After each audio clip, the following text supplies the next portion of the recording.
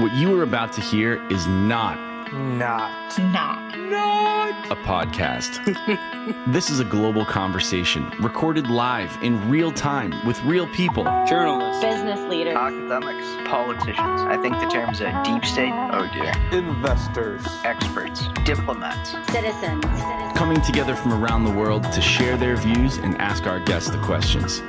If you would like to join this conversation or hear our incredible library of past conversations, please visit our website, pm101.club, and join the fastest growing conscious community on the free internet. Thanks for being here. Enjoy the Enjoy the show. Hey everyone, welcome back to Politics and Media 101. I'm Jeff Browning, and if you listened to our first few episodes, then you know that over the last few months, my friend Justin Higgins and I and our friends have convened hundreds of live conversations, sometimes more than once per day, with up to 30,000 live listeners and participants, where we all hear directly from people in the news, in their own voices, in their own words, in long form, and where anyone who wants to can join to ask them a question, share their thoughts, or just listen. We're just now starting to release recorded portions of our live conversations for the first time, and we're grateful to you for joining us. Today, we're excited to release part of a conversation, interview, and audience Q&A we had with General Mark Hertling. He's a former three-star general and Army leader who used to be the senior-most U.S. Army general in all of Europe, in charge of military cooperation with 51 countries, and he's now a national security and military analyst on CNN. Ever since World War II, the U.S. relationship with European countries has been a pretty pivotal one. The U.S. and much of Europe share many of the same values: free expression, free thought, democratic governance. In the past 70 years, we've achieved heights of cooperation and prosperity together that would have been unimaginable before. We've stood up for each other through NATO, where many European countries deployed their own troops alongside U.S. troops after 9/11, and some of them are now worried about invasions of their own borders. General Hertling can speak to these complicated alliances in depth from personal experience. We also talked about the recent U.S. drone strike in Afghanistan that killed 7 children. What do we know about what went wrong, and the importance of investigative journalism in our system when it comes to finding out the truth? What does all of this mean for trust in the military? The military does actually go to extraordinary lengths to prevent civilian casualties and comply with the Geneva Conventions, but those efforts are often way less visible than the horrible mistakes. General Hertling talked about all of this in human terms, as well as how our system responds to mistakes, the role of the military versus diplomacy at the State Department, and more. It was a great conversation. We were joined by a phenomenal live audience, including some former members of the military who were able to ask the general some questions, and we hope you enjoy it as much as we did. As always, if you like or dislike what you hear, if you want to find out how to join us live almost every day of the week, maybe ask one of our upcoming guests a question, or hear past episodes, please visit our website, pm101.live or pm101.club. They both work and will get you to the same place where you can find all that and more. Without any further ado, let's roll the tape. What are the responsibilities of a three-star general, and what did you specifically do in leading the 7th Army? Well, it changes depending on the job, Justin. And what I'd say is you are nominated and then confirmed by the Senate for any 3- and 4-star positions. And when you're selected for a certain position, that's when you're promoted. So as long as you're holding that position, you're a 3-star or a 4-star. Anything below that rank, a 2-star or a 1-star, that's just a promotion by the Army or the Navy or whatever service you're in. So I was selected first to be the commander of a new organization that was stood up, something called Initial Military Training, which consolidated all the basic training locations throughout the country to try and get more of a standardized approach to the basic training and advanced individual training for both enlisted and officers. But then if you keep the rank, you have to go into another position. So my final job in the Army, which you can only have 2 jobs as a 3-star, was commanding U.S. Army Europe and 7th Army. In that role at the time, this was in 2011 and 2012, there were about 90,000 soldiers in Europe stationed throughout the continent. my job was to not only maintain their readiness, take care of their families, but also do something called theater security cooperation with the other 51 countries that are within the European footprint, as well as Russia and Israel and Lebanon. So the responsibilities varied from a readiness perspective from U.S. forces, training with multinational forces, doing partnership training and engagements and exercises with allied and partner countries, actually having cooperation and engagements with the 51 other countries, as well as taking care of the families and the civilians that lived in Germany or in Europe. And we were stationed in Germany, but the responsibilities were throughout the entire continent. So there's that. Those are the main responsibilities. At the time I was there, we were still providing forces for multiple contingencies, both Iraq and Afghanistan, but also Kosovo and several other places that were considered hotspots. We would train forces within Europe and then deploy them either singly as a U.S. force or with other NATO forces to other hotspots around the world. Thank you for that, General Hertling. And I got to ask you this question. I really want it answered. So the Obama administration, according to them, were admittedly caught by surprise with Russia's invasion of Ukraine, which admittedly happened 2 years after your service in Europe. So from your perspective, you must have contacts still there. Was the military also caught off guard when those little green men, quote unquote, went into Russia? And had we been prepared, had we knew that an invasion was coming, would our European forces have supported a non-NATO member in Ukraine and engaged the Russians, or would the paradigm have basically been the same? Well, it's interesting you ask that question because the last 2 years of my time in Europe as the commander, and I put it that way because I had served a total of 10 years in Europe throughout my entire career. My family served 12 years there because I was, during 2 of those years, we were stationed in Europe, but I was assigned to Iraq or deployed to Iraq. The last several years, from about 2000, well, I have to break this down a little bit. I was what's called the G3, or what would be called the chief operating officer for a 4-star commander. The guy who's in charge, I was in charge of training plans, exercises. So the main operator from 2005 through 2007. And I left in 2007 to go to Iraq, commanding a division there.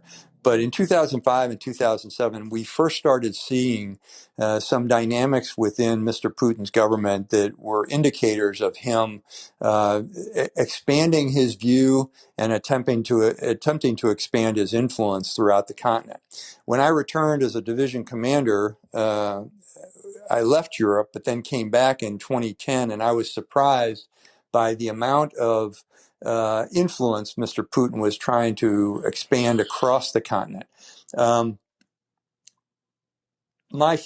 Part of my job there toward the very end was to reduce the size of the force in Europe from 90,000 to about 30,000. And we were in the final stages of that when we realized some of these threats were going on. Much of my activity and my energy over the last 2 years was to try and save as many forces as we could to remain in Europe, because we knew that Putin was taking advantage of that, and as well as the Obama administration's initial notification that they were going to pivot toward Asia. And in fact, I'm sure I didn't hear Ben Rhodes' conversation. I'm sure that phrase was part of your conversation with him. But that pivot to Asia announced by the president at the time was really disconcerting to many of our allies. I not only had to dissuade the allies from thinking we were completely leaving Europe, but I was also almost required as part of the job to save as many forces as I could to provide the deterrence as part of the U.S. force in Europe to make the Russian government understand that we were still serious about upholding our NATO commitments. So I was back and forth to Washington, talking to not only Congress but think tanks and influencers, attempting to save 2 tank brigades to remain in Europe. That didn't happen. I lost that fight, and a couple of years later, the military and the government decided to put rotational forces into Europe, which are there now. The 2 tank brigades I tried to keep stationed in Europe. But yeah, we knew that the Russians were expanding. We did not suspect that they would actually invade Ukraine, eastern Ukraine, with some of their forces, as well as some of their the little green men, as you say. But we had always had an extremely strong partnership with Ukraine. I had been in Ukraine probably a dozen times. We were training forces, trying to change their army from a Cold War type of Russian model to a more democratic military that understood their role in a democratic government. So yeah, in fact, one of my strongest partners was the commander of the Ukraine army, a guy named Vorobyov, who was really using the opportunity to build and strengthen and turn the military away from the Russian model that they had followed for so many years to a more democratic model for their military, to include beginning a non-commissioned officer corps, a bunch of sergeants that would lead their army, which they didn't have before, as well as making it a professional army as opposed to a draft army, which they are now. General, following up on that question, let's play a little hypothetical game here. You now have that rotating force that you mentioned in Europe. So from the international perspective, let's say one of our strong partners like Estonia, a small NATO country, gets invaded by the big bad Russia. What would the U.S. do? Would we directly engage and maintain our NATO obligations, or would we just tell them, we're sorry, you're on your own? No, we would certainly not say that. It would take a vote at NATO in Mons, Belgium, to actually execute Article 5, which is when one member of NATO is threatened, all are threatened. And it's interesting that you should use Estonia as an example, one of the Baltic countries, because the Baltics and Poland, Estonia, Latvia, Lithuania, and Poland, as well as maybe a few others, are the ones that are most concerned about a Russian incursion. And I will tell you that from my time there, the Estonian special operators are particularly concerned about what their nation would do in case of a Russian incursion in an area called the Suwalski Gap. That phrase might be a surprise to many of your listeners, but I'm sure several of your listeners used to remember the Fulda Gap during the Soviet Union versus NATO time, which was the main, we considered the main attack avenue of Soviet forces into Western Germany. Well, the Suwalski Gap goes to a little place called Kaliningrad, which is a Russian stronghold that is literally east of the Baltics. So it is, west of the Baltics. So all of the Baltic countries, as well as Poland, are extremely concerned that the Russians might want to try and build a corridor between Mother Russia and Belarus into the Suwalski Gap toward Kaliningrad. So to get back to your question, absolutely. We would adhere to the Article 5 commitments. In my view, that's what we would do. And I think the current administration certainly sees that as important. And President Biden reiterated that we will live up to our Article 5 commitments multiple times, which was something that was not as clear during the Trump administration. And in fact, there were many more of our NATO allies that were very concerned that we would not live up to our NATO 5 commitments because the president said it a few times. General, there's been a lot of discussion on Chairman of the Joint Chief of Staff's General Milley and phone calls he held with his PLA counterparts leading up to the election and then after the election. You've been a general of the 7th Army. You've been making phone calls like this. Can you describe to the audience what actually happened and how we should, as civilians, understand this issue? Because if you listen to some conservatives, General Milley is a traitor. if you listen to some progressives, the guy's a hero that we should probably anoint next to George Washington. Yeah, I addressed both of those outtakes in the article that I wrote for CNN. They actually asked me to write this one. I do op-eds for them every once in a while, but they asked me to come down and say, "What's the military perspective on this?" And I said, "Well, he is neither a traitor nor a hero. He was just doing what is required of his job." I mean, if you were to take a look at the chairman of the Joint Chiefs trip schedule, or if you went back in my day when I was the commander of U.S. Army Europe, 4 days out of every week is traveling around conducting those what we used to call theater security cooperation engagements, where you would literally meet with your counterparts in other armies. You would discuss issues ranging from upcoming exercises to overarching security, and if it was a foe, you would actually be attempting to generate a little bit of trust behind the scenes, so you could talk in a manner that would be straight shooting, military to military, where you would literally give some of the information about your forces, nothing classified to be sure, but you would give information to either deter or suggest that the other side wouldn't want to do what they did. Now, I had several instances when I was commanding in Europe where I engaged with my Russian counterpart, and some of those discussions certainly were not in the same kind of scenario as General Milley talking to the People's Liberation Army commander, General Lee, but they were to the degree that I was stating the policy of the U.S. government, what we were and were not going to do in many occasions, certainly not giving up any state secrets, but either providing a deterrent or assuaging some fears. And that's the kind of things that military commanders at the strategic level do consistently. Now, my job, as I said earlier, was within those 51 countries of Europe, the majority of whom were extremely friendly and were our allies. What General Milley has to do is deal with the leaders of about 190 countries around the world, anywhere from our competitors like Russia and China to not partners, but other troublesome nations around the world. And I don't want to go into some of those, but the more you can have the chief of the military in the United States dealing with the military of other countries, that is coordinated, by the way, with the State Department and the intelligence agencies, the better you can apply the national powers of diplomacy as well as information. So Milley was, like I said in the article, doing his job. He had a bevy of people around him, to include State Department representatives as liaisons from the intelligence community. And after the end of his discussion, there would have likely, I'm sure there was, a readout, what we call it in the military, which is just a memo for record on what was discussed and how each side reacted to it.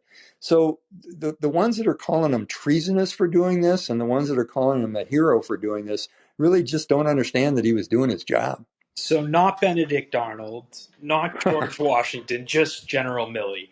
Right. The chairman of the world's largest and strongest army, yes. So I want to kind of get a little more serious. General Milley initially described the U.S. drone strike that killed 10 civilians, including 7 children, as righteous. Only after massive pressure from a New York Times investigative journalist showing that the strike killed civilians, he backtracked and he said it was this absolutely awful thing.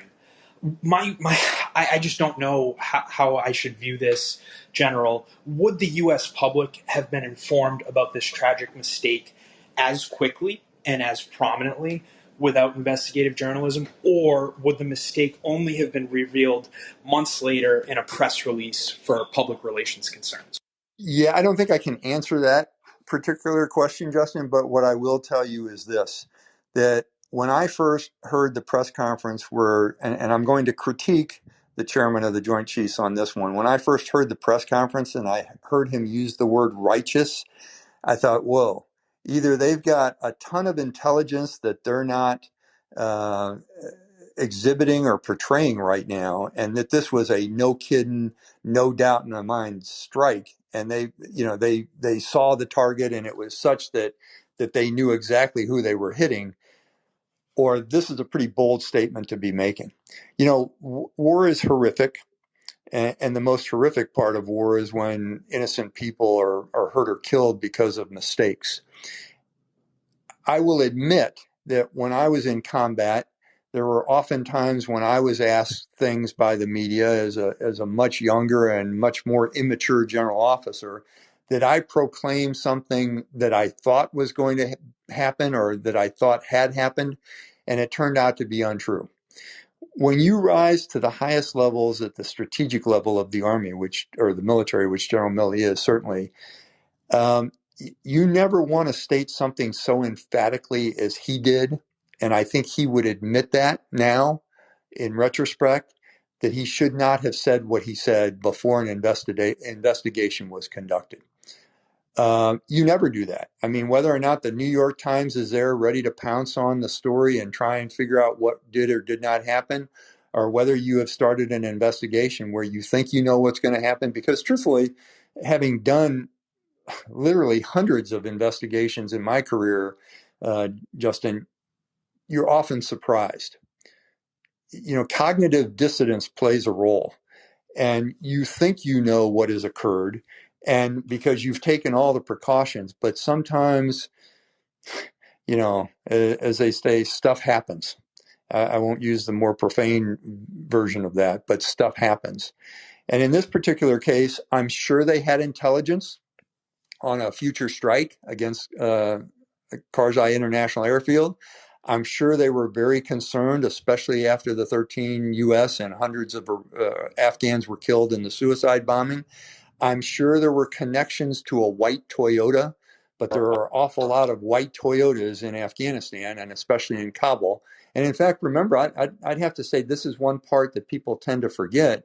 There was a rocket strike on Hamid Karzai International Airport from the back of a car. I don't know if it was a Corolla or not, but it did come from the trunk of a car. So maybe the intelligence confused what they thought might be a suicide bomber versus a car with a series of 8 rockets in the back that were going to launch on the airfield after the 13 U.S. military were killed in the IED attack, the suicide vest attack. So, you know, your cognitive dissonance as a commander strikes in.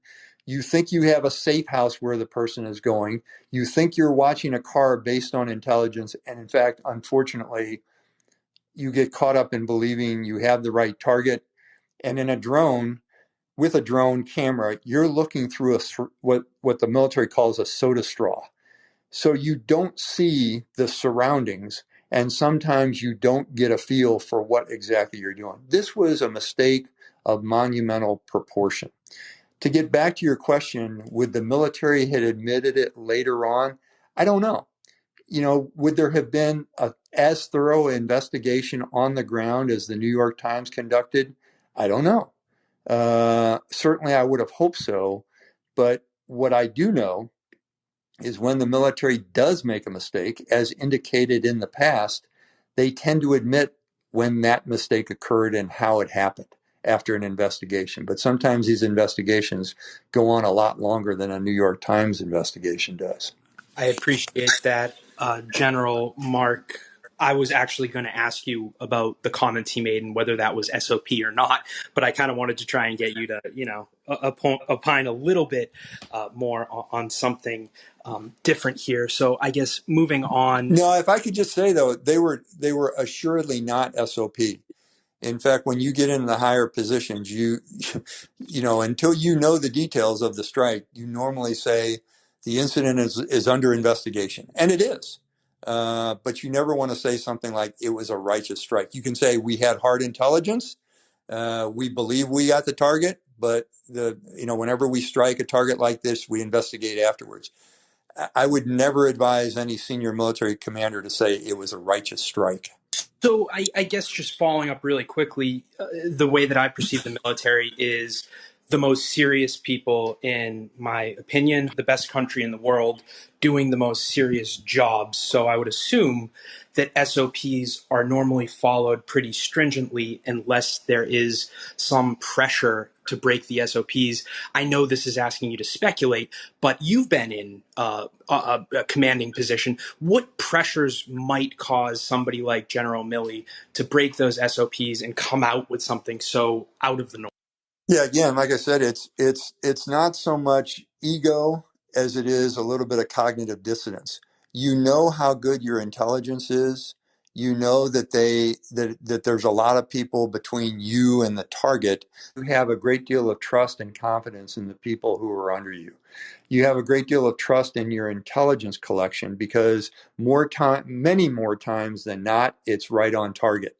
But the problem is that sometimes, because war is a human experience, people make mistakes. You want to provide the support for the individuals that are making the tough call on the ground, and I think that's what General Milley was doing.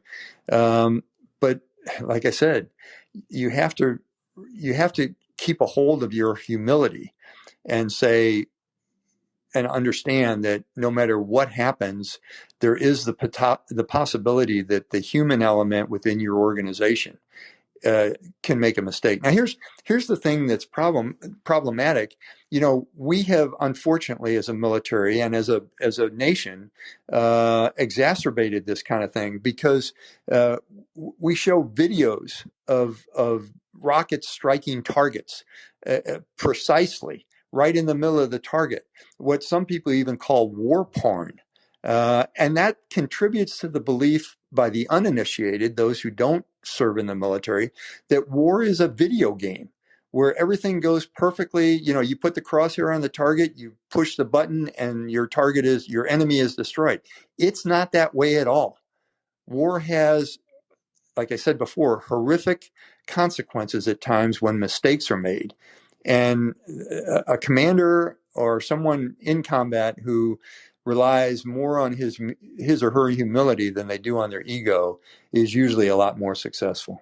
So, General, I want to kind of piggyback off of the public trust issue. And I say this, as I mentioned in the intro, my dad was a veteran of the Vietnam War, great respect for the military. I worked as an appointee for the governor of Puerto Rico during Hurricane Maria, and we were trying to figure out ways to fix the logistical issues. And our first thought was, not only is the U.S. military great at, defending ourselves, but it's the best logistical unit to ever exist in human history. So we made calls to the military, and they were vital in saving lives, not through bullets, but through brain power and logistics.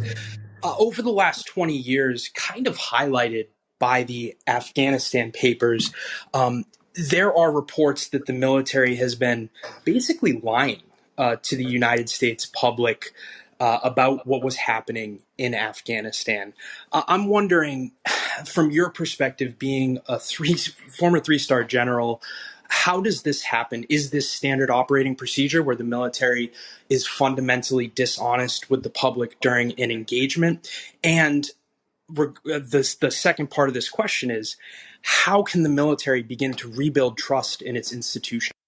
Well, those are two great questions, or a couple of great questions. Inherent to that, the implied questions are critically important. I find it very difficult right now to see the current bashing of the military because of some elements of the special investigators report on Afghanistan. Now, certainly there are some who, and I would not use the word lie. There were some that were extremely hyperbolic in proclaiming success.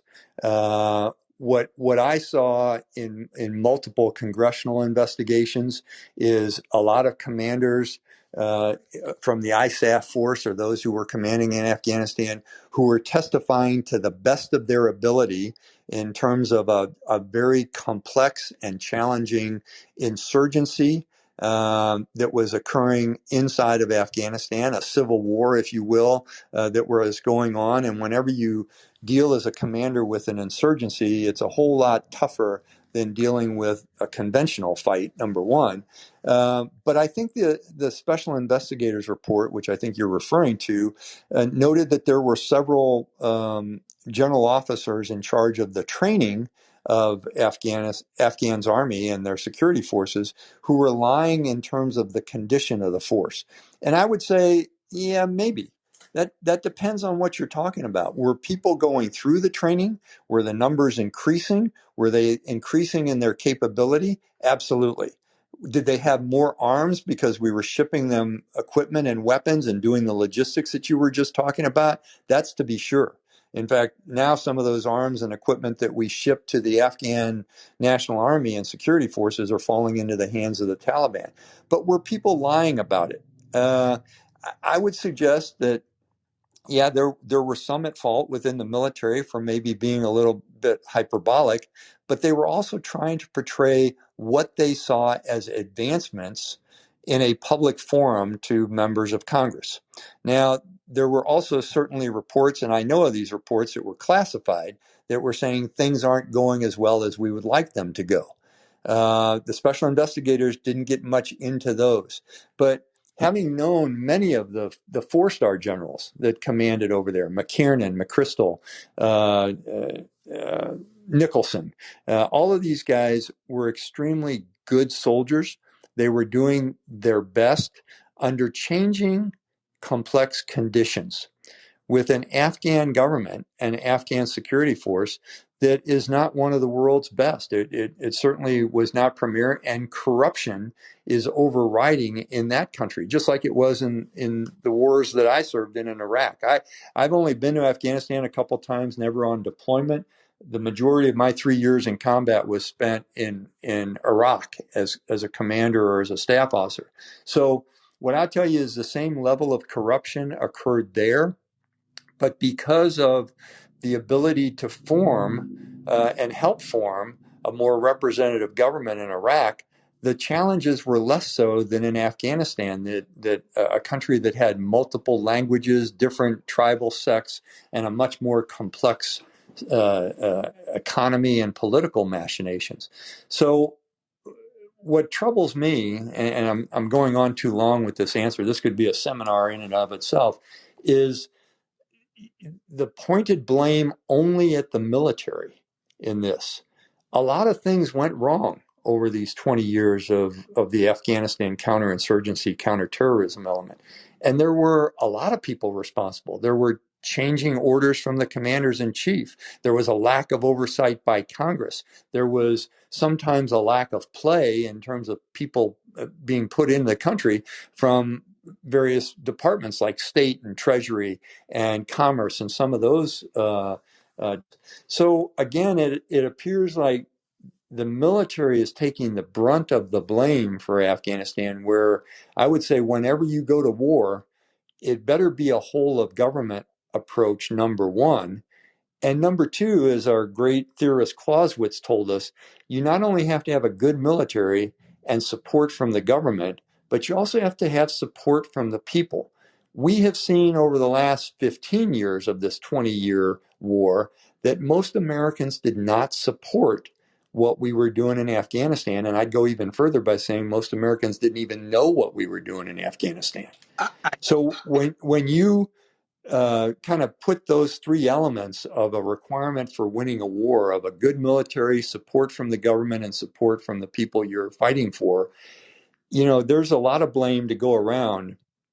And I think what we should learn from this is don't go into a war unless you have those three elements very strong, and also that you know how you want that war to end, which we never knew in Afghanistan. Sorry to interrupt you there. I just thought you said something that was so very important. The lack of media coverage on what was happening in Afghanistan, to me personally, is insane. Yeah.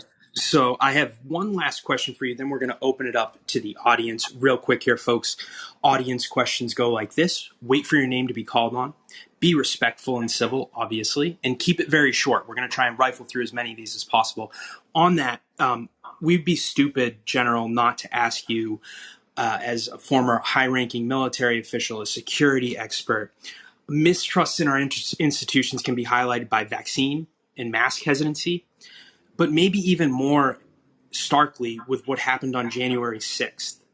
We also have mass proliferations of guns across this country. How big of a national security threat do you think the right-wing domestic terrorism is? And the people that stormed the Capitol, in my personal opinion, are all terrorists. And how can we defeat this terror? Well, I think it's huge. I think it's our number one existential threat, to be honest with you. I mean, I was just reviewing yesterday, excuse me, the Council of Foreign Relations top 20 threats to America from around the world. And none of the threats, certainly they were looking outwardly, none of the threats mentioned domestic terrorism. And I do believe that is the number one threat. And it's part of it is caused by the disinformation coming from outside influencers. Some of these groups that are proclaiming. I mean, you mentioned. I'm sorry. Let me backtrack. You mentioned Estonia at the very beginning of our discussion. Estonia realized early on that their government and their institutions were being undercut by Russia through a very asymmetric cyber warfare approach, and they took steps to counter that. We have not done the same. We have not taken the steps to counter outside influencers to our political processes and our institutions. And unfortunately, what's even worse is we have many people within our government that are contributing to those same threats as opposed to countering them.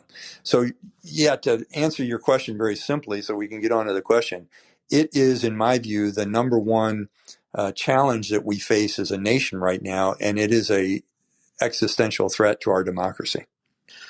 Appreciate your candid answer here. So, folks, first we're going to go to a few military people. Not every day that they get to ask former generals some questions. We're going to go to my personal friend, Mikey K., retired Lieutenant Colonel, Aviation Commander for Special Force Operations in Baghdad. He is a British retired soldier and now a journalist and filmmaker. Mikey, over to you. Thanks very much, Justin. And General Mark, it's a pleasure to meet you. I've been following you on Twitter for some time now, and your commentary on most of the military activity seen across Afghanistan and Iraq is always fascinating, and it's great to hear a pragmatic voice on TV espousing those comments. Just a little bit on my background, General Mark. I was deployed for the British Joint Force HQ into CFC Alpha in Kabul in 2005 to work on a project for Carl Eikenberry. He's one of the names that you missed out in terms of the generals that operated in Afghanistan, and he's quite a significant one, obviously, because he went on to be the ambassador and spent over 2 years in country during what was quite an important time in Afghanistan's history. He invited me in through General Jacko Page, who you're probably familiar with, who was DSF, to lead a study on the Afghan National Army in 2005. And we went across 5 corps, basically trying to use the tepid oil system to understand how the ANA was doing, if you like.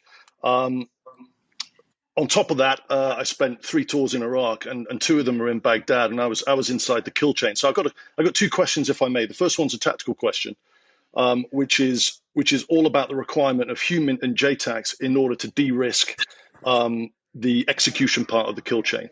And what we're seeing in Afghanistan at the moment after August the 29th strike, for me, is an increasingly problematic situation where you have the US, which still has air superiority inside Afghanistan, but what it doesn't have is the ability to rely on informants on the human side, human intelligence for those that are listening, and also the JTACs that are no longer present on the ground. So the first question is given that the US does have air superiority, given that there is a lack of human now coming from informants and ANA and JTACs on the ground, how problematic do you see that? And do you think as a consequence of that, there will be a under the radar collaboration with the Taliban in order to achieve that human channel that we now don't have? Yeah, if I can first say thank you very much for the kind words. And you're right, I did forget to mention Carl Eichenberry, who's a friend of mine. We served on the joint staff together. And yes, I do know certainly all the other individuals you mentioned because Yeah. they're great military men. And I appreciate you bringing those up. First of all, you bring up the most instrumental part of the ground contact for any kind of strike. Who calls in the final approach to that missile or to that strike when you're about to execute something kinetic? If you don't have those, either in your own forces or in the Afghan National Army or the Iraq Security Forces or whoever, you're not going to get a good strike. You may have, and that was certainly shown in this drone strike. You certainly may have an overhead platform and intelligence. You may, during the drone strike that we're talking about in Afghanistan, you may even have special operators who are confirming or denying the intelligence.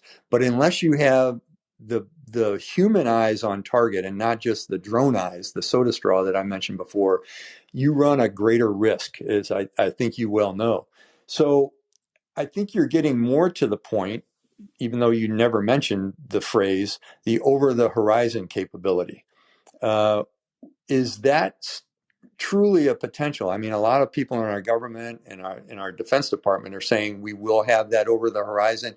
I would say, yes, we will, but it will be more for strategic targets that you have less risk mitigation around the targeting and more of a requirement for information and intelligence gathering as opposed to the eye on the ground. And you're going to have to follow that strategic target. And when I say strategic, I'm talking about a terrorist leader or a terrorist financier or something that would certainly hurt the organization, but not the guy driving the car bomb or putting on a suicide vest. You know, those are the kind of tactical targets I think you referred to, which when you have a lot of soldiers in the area, you can actually execute those kind of targets, but you can't just fly in from nowhere without having someone on the ground to pinpoint the target with a laser beam and then destroy it. Does that answer your question? Yeah, no, so it certainly does, and I think it's an important point to tease out at It is. this juncture is that there are two modes that the US can conduct airstrikes here through a drone. One is through the CIA and one is through the Pentagon. And I think it's Right. important. I think it's important for people to know, A, that question hasn't been asked yet about the August 29th strike, who actually conducted the strike, and the Pentagon also have a more stringent approvals process for executing the strike post a PID, positive identification, than what the hell goes on with the CIA strikes, which is what we don't know. Well, it's funny you should. I chuckled because you're right. No one has asked that question. Who actually conducted that strike? I have asked myself that question when it first occurred, but the interesting piece now is there was some news reports this morning saying there was a intelligence feed to those conducting the strike right before the missile hit that there were children in the area. Okay, well, Right. first of all, that doesn't do you any good. Secondly, if there was an intelligence feed, that may or may not point to who is actually doing the strike. And you bring up an excellent point. Was this a CIA strike or a Defense Department strike, which I won't get into? Thank Appreciate you it. for that, Mikey and General Hertling. We will go to Mr. John Gunnison next, and then after John Gunnison, we will go to Dr. Dan. Thank you very much for being with us, General. As I'm sure you're fully aware, this week there's been a lot of interest in trying to assess the U.S.'s relationships with various NATO allies and the differences in the way that we interact with different ones. And without necessarily going into the details of this week's news, I'm curious about what you observed in your time working in Europe and working on the NATO partnership, maybe looking at, let's say, three of the big countries, three of the big allies, maybe the UK, Germany, and France. And if you notice differences in the dynamic of the U.S. relationship, the level of U.S. rapport with those different countries, the way that we interacted, if you think that there's any interesting distinctions in those relationships. Oh, yeah, there certainly are distinctions between. I mean, each NATO ally, as well as the partner, the other part, the non-NATO partners in Europe, were fascinating because they all come from different cultures. But I would say it's kind of an unfair question for me because I was there when there was sane leadership.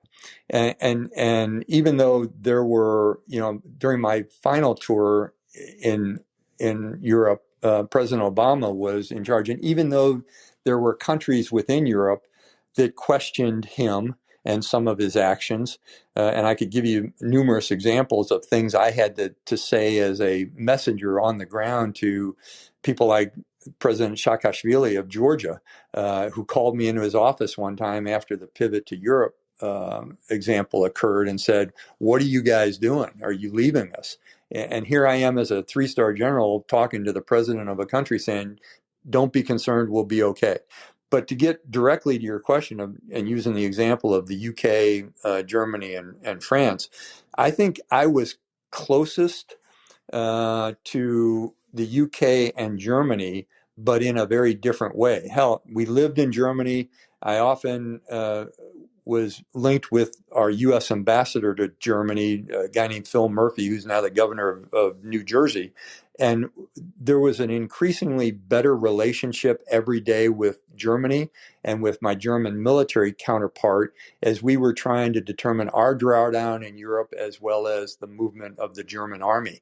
So I significantly dealt with them in a partnering mode, in a relationship mode, more so with the UK, because we were doing a boatload of shared training with the UK military at our joint and multinational training center, and in fact had invited them to use the center in Grafenwehr, Germany, instead of using the centers that they had in Wales and Northern Ireland at the time.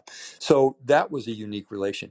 The French, even though the French were providing NATO corps at the time, and I did engage with them on multiple occasions, the relationship was not as close with the French, and I can't tell you why.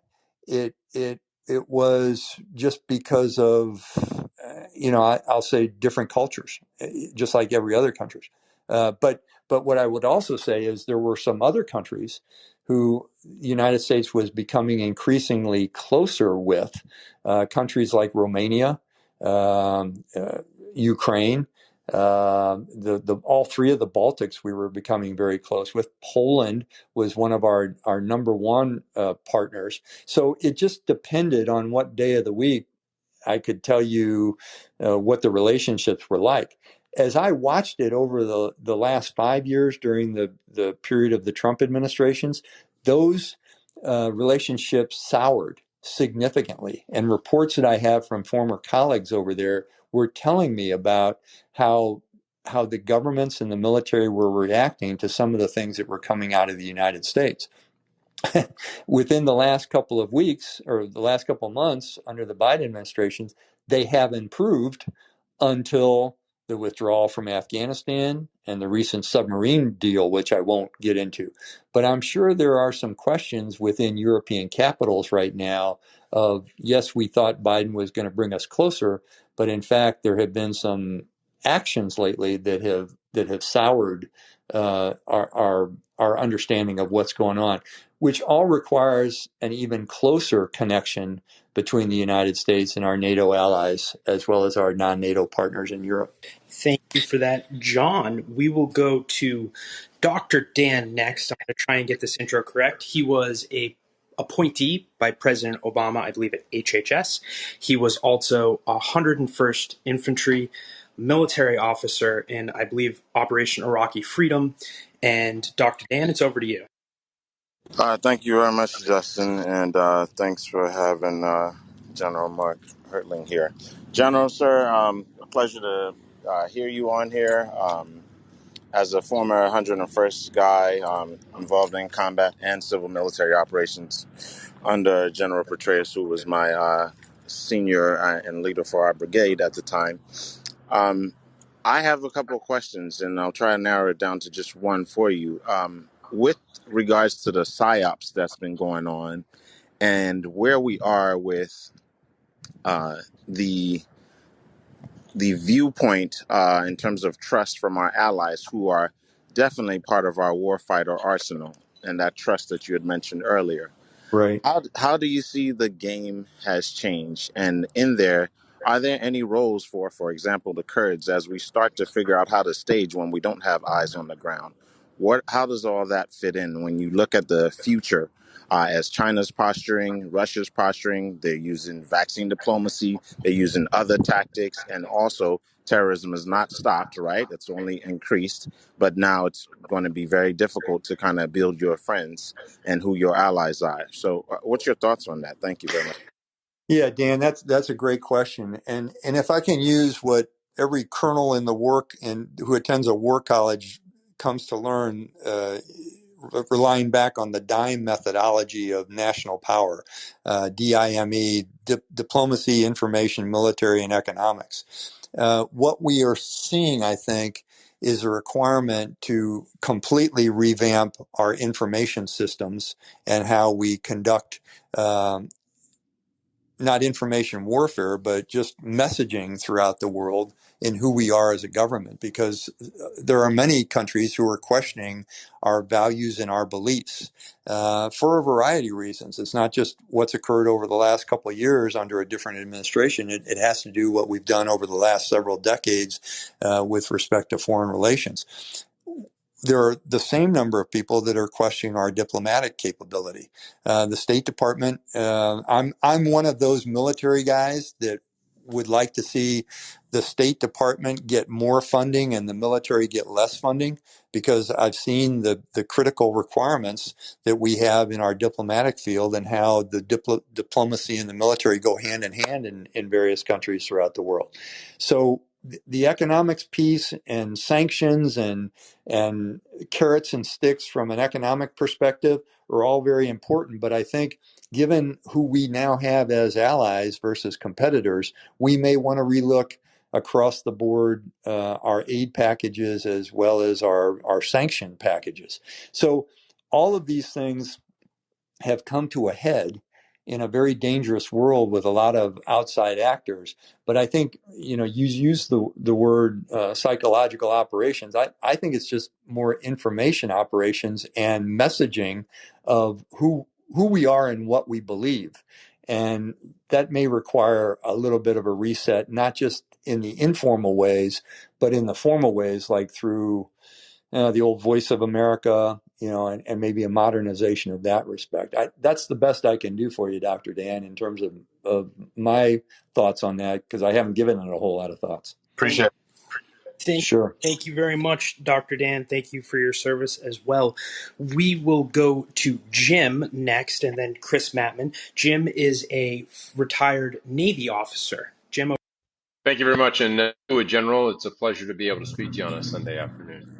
Thanks, Jim. Appreciate it. You bet. Quick question for you, sir. Just kind of follow off of the last one. The question prompted me to think for a minute, and going back to things I read in the Air War College that were published in '96 and '97 about information operations, and then one thing that might fit from your numbered army role and theater command perspective, out of Kosovo, President Clinton created PDD 56, which was a bit controversial at the time, just because it was arguing for more engagements with NGOs for theater strategy, specifically around or to include kinetic and non-kinetic, but really how theater strategy management could include NGOs in ways not done before from that kind of old school hearts and minds information operations perspective. And just kind of following on your last comments and what you've seen in theater and experience with Afghanistan, Iraq, and others, is there still room for improvement there? Are there other areas that perhaps they try to address post-Kosovo that we haven't taken full advantage of? Would appreciate any thoughts you had on that. No, that's a great question. Knowing, having trained some of the forces still going into Kosovo, I know the status of the NGOs down there is still pretty large. I mean, it's interesting. Back in '96, we said we would be there a year. We are still training National Guard forces every 9 months to go in there and still conduct peacekeeping operations. Yeah. What I'll tell you, not so much from my time in Europe, other than training forces for the Balkans mission, but in my time in northern Iraq, what I think President Clinton and probably General Wes Clark did was they understood that non-government officials were a detractor and were free-floating electrons, and you never had control of them. During my time in northern Iraq, we had some great folks. We had in the 4 Arab provinces and the 3 Kurdish provinces that were within my footprint, we had the great provincial reconstruction teams and the regional reconstruction teams that actually kind of corralled or at least knew what NGOs were in their area. There were a couple of instances where things got dicey and those NGOs were doing things that caused them to be in danger. So they realized after a while that they had to really kind of fall in under at least the knowledge of the State Department in terms of what they were doing. So I think we've had a little bit of an evolution in the deployment and understanding of what NGOs can contribute in an area. But we probably haven't rewritten the doctrine on how to approach it. I'm just not familiar if our doctrine is still there or if it's valid, but we certainly have learned a whole lot of lessons from our State Department friends as they've kind of corralled those NGOs and at least know where they are within the battlefield footprint. Thank you for that, Jim. As always, good question. Now we go to some more civilians. We will go to Chris and then Judith. Hey there, General Mark. Chris Mattman, Chief Technology and Innovation Officer at NASA JPL. Big fan of yours. Watch you on CNN and so forth. So pleasure to be here. Thanks for having me, Justin. Thanks, Chris. Yeah. So I run the AI division at JPL, and so we're focused on AI and automation. What are your thoughts on basically the New York Times article in which it talked about this assassination that recently happened of Iran's top nuclear scientist, and it was done, according to the article, basically by a machine gun that was outfitted with AI and done completely remotely. And what are your thoughts on sort of the broader implications of, as more and more automation and AI get integrated into these weapons and so forth? Well, yeah, I don't want to talk too much about that particular incident, but those kinds of events are going to be increasingly prevalent, I think, because it's spy work and covert operations taken to an exponential form.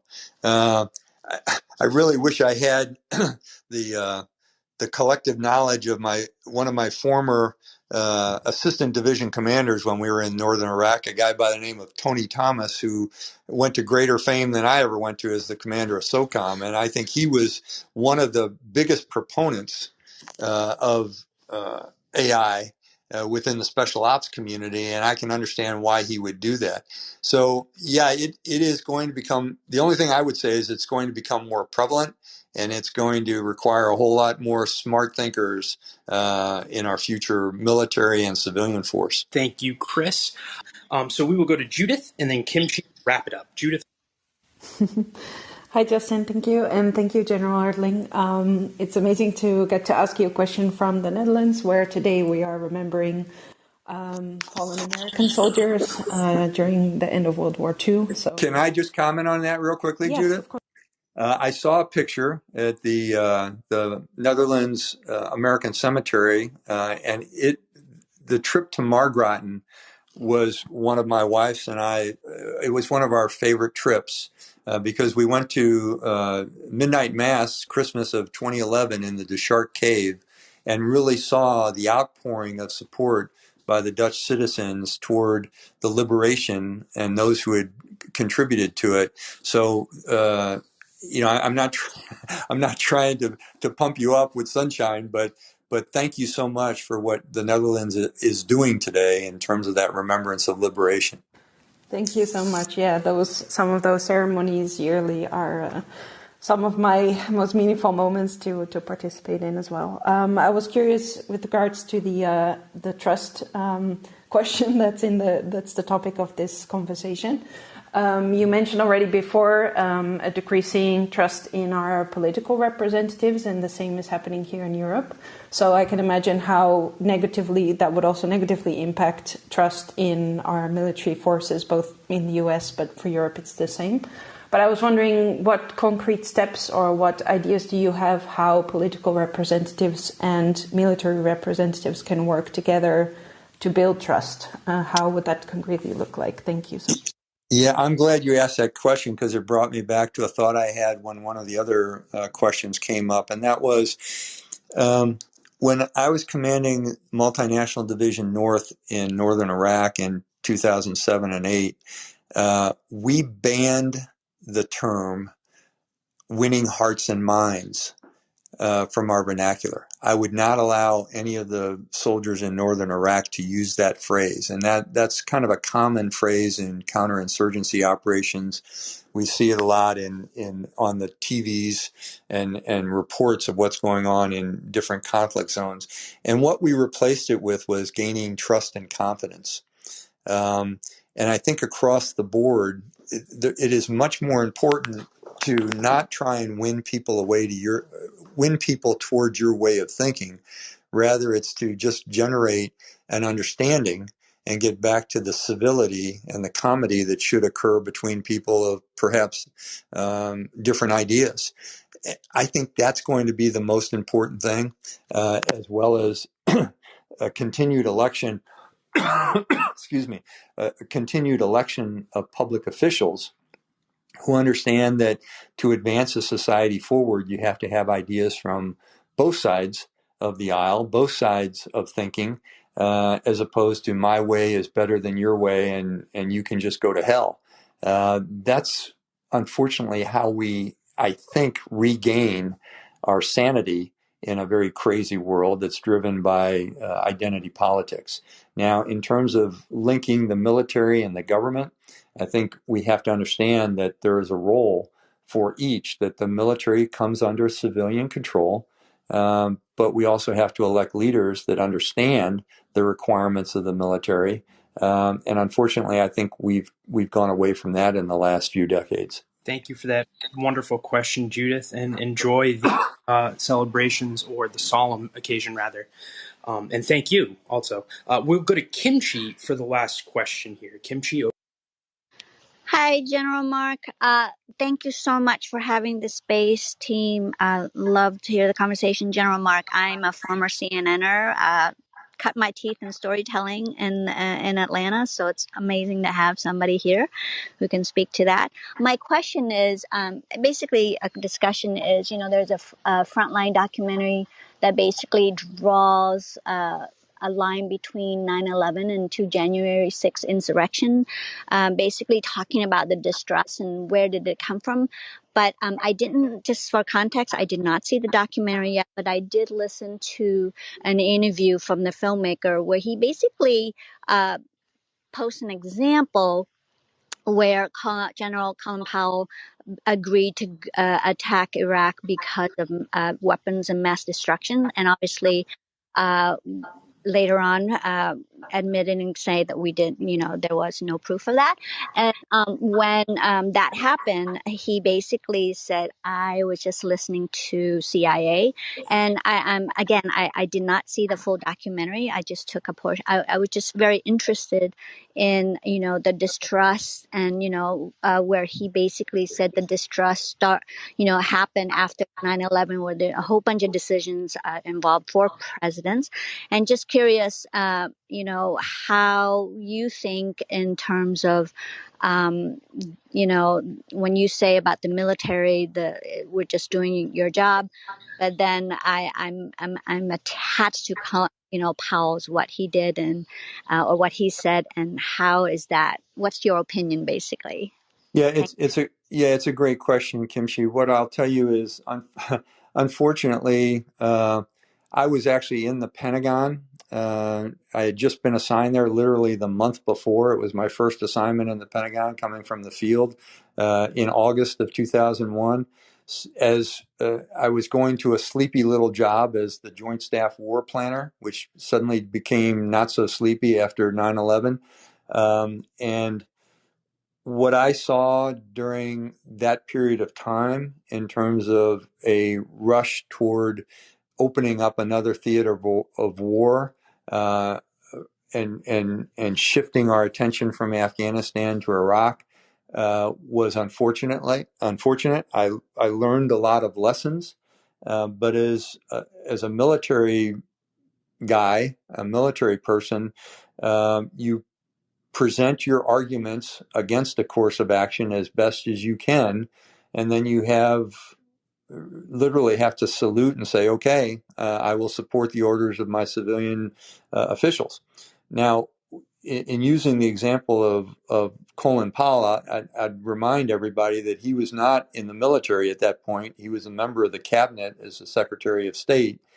And there has been quite a bit written about how he came to be used as the voice piece in the United Nations in addressing the weapons of mass destruction, which were allegedly in Iraq.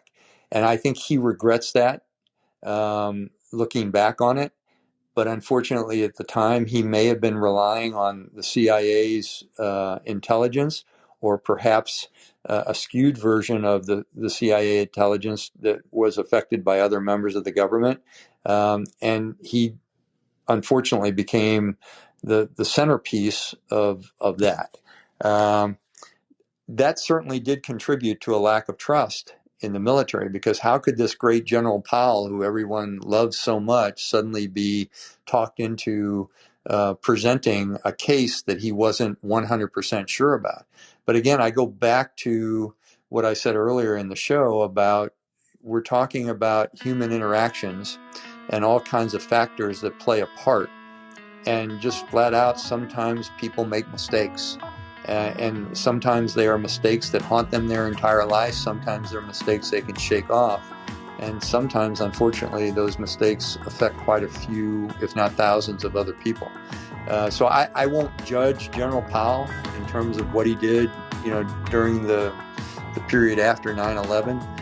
But I know he considers it one of the most fatal mistakes he made in his life. Well, that is all we have for you today. Huge thanks to General Hertling for coming out, to Mikey Kay of BBC and Chris Mattman of NASA JPL and the rest of our audience for their fantastic questions, and to you for being here and listening. As always, if you like or dislike what you hear, if you want to hear more past episodes, find out how you can join us live almost every day of the week, maybe ask one of our upcoming guests a question, please visit our website, pm101.club or pm101.live. They both work and will get you to the same place where you can find all that and more. This has been Politics and Media 101. I'm Jeff Browning. On behalf of our co-founder Justin Higgins and I and our team, thank you for being here. We hope to see you and hear from you soon.